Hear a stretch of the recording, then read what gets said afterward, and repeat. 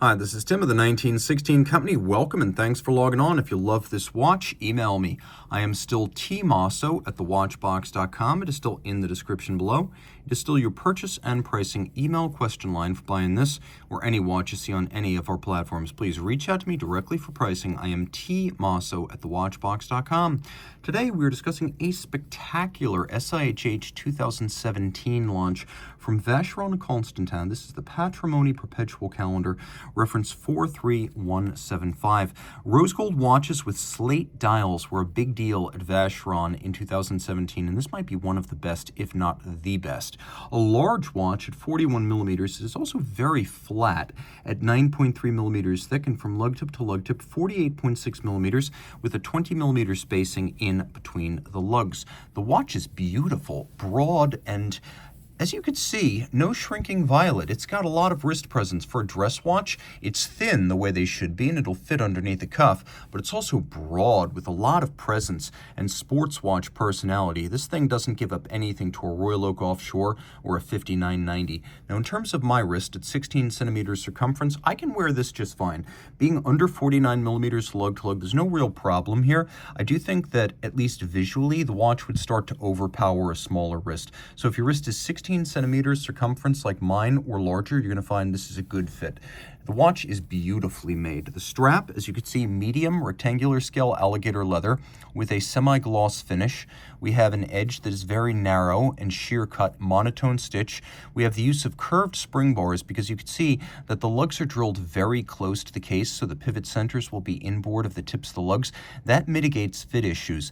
But if you have a strap too close to the case, sometimes there can be an impediment to its motion as it rubs on the case flank. The curved spring bars do away with that problem.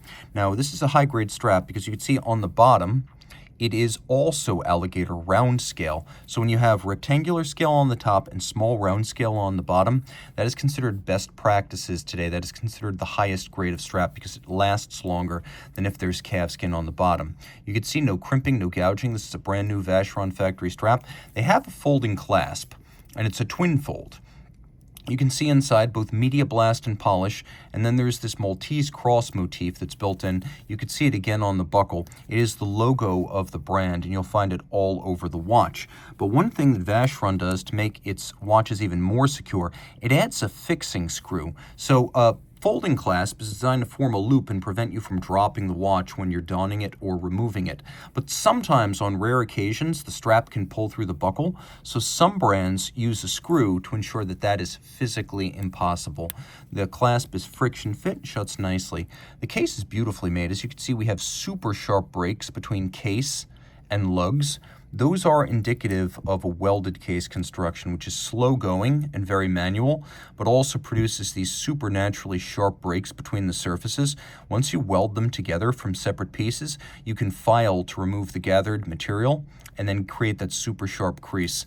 We also have a very shallow domed bezel and a little bit of a tumble home to the case flank. There are pusher adjusters to correct the calendar indications. We've got that Maltese cross crown right there and a very small inward step of the bezel from the case band. Now, the dial was described by Vacheron as slate colored, and I believe that to be true. It is a matte slate that contrasts beautifully with the color of the dial, namely blue and rose gold. So we have a perpetual calendar here. It doesn't need to be reset until the year 2100, assuming it continues to run. So you have your leap year as well as your month. You have your date, you have your day, and then you have your moon phase. Now, the moon phase is made of solid gold, and the application of the stars is designed to be true to the sky. So this is not a photorealistic moon phase or starscape, but it is designed to be an accurate representation of the stars as they appear in the sky. Galvanic techniques are used to add the blue on top of the rose gold base. Most moon phase discs are plated. They are not made of gold, they're made of brass. This one is genuine gold. We also have rose gold hands and rose gold indices and rose gold logo. There's that Maltese cross again. They're genuine rose gold 18 karat because this will not tarnish or oxidize over time. It creates a more enduringly beautiful dial. We have a wonderful cruciform symmetry here. You can split it top to bottom and side to side, and each side, as you flip it over, will be like a mirror of the other. The hands at center are baton style. If you have Dauphine hands, you have the traditionnel. If you have baton hands, you have a Patrimony. They're half frosted to make for better contrast against the dark dial base.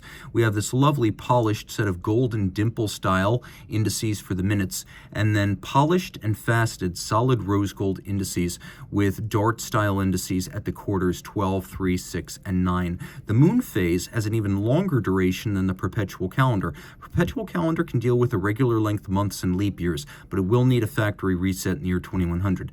The moon phase, from the time you set it, is correct for 122 years. Now turn it all over and things actually get even more interesting on the backside. This is a movement that Audemars Piguet is slowly phasing out, but back in 1967, Jaeger-LeCoultre launched a movement designed for and sponsored by the Holy Trinity, to be used by them and only them for all time. There is no other JLC client that used the 920 automatic, and JLC has never used the movement in its own watches. So today, Vacheron continues to make that movement as the 1120 and finish it to Geneva hallmark standards.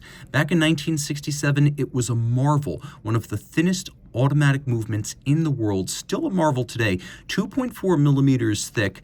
When you add the perpetual calendar, still just 4.05 millimeters thick. So let's work our way from the outside in. First, we have a 22 karat mass, not 21 karat, not 18, 22, no compromise. Then you can see the rotor itself has been both skeletonized and internally and externally beveled with Côte de Genève stripes across its surface.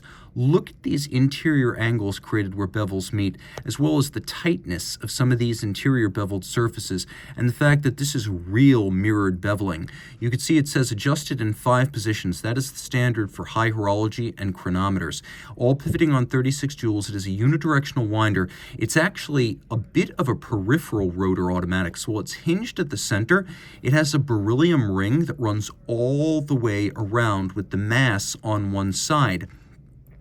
So what happens is there are 4 ruby rollers built into the base plate, and that full circumferential beryllium ring sits on the 4 ruby rollers. That's how it can be so thin. The rotor and the ring are sunken super close to the bridges and the base plate, respectively. Because of the ruby rollers, they can never come into contact under condition of shock.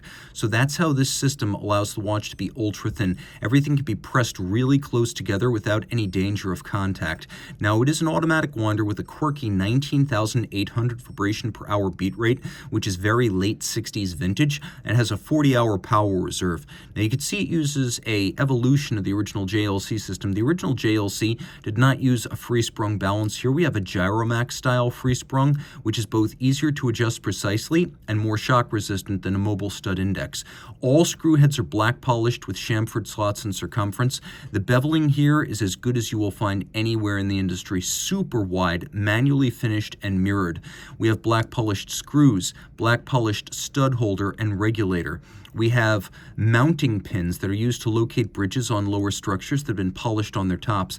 Every single screw head is not just black polished, but its slot and its circumference chamfered. You can see we have solarization on wheels of the winding system. We have solarization on the ratchet wheel and on the crown wheel. You can even see that the teeth of the ratchet wheel and the crown wheel have been individually polished, and there's satination on the train wheels with engine turning on the base plate. It is a work of micro-mechanical art, and all of this water resistant down to 30 meters. If you love this watch, Geneva Hallmark, inside and out. I should mention that, guys. Geneva Hallmark is not just the movement anymore. That's why it's on the case, too. Since mid-2012, it is a standard for the quality of materials, finish, and assembly for watches made in the city or canton of Geneva. Reach out to Team Mosso at thewatchbox.com for purchase and pricing details.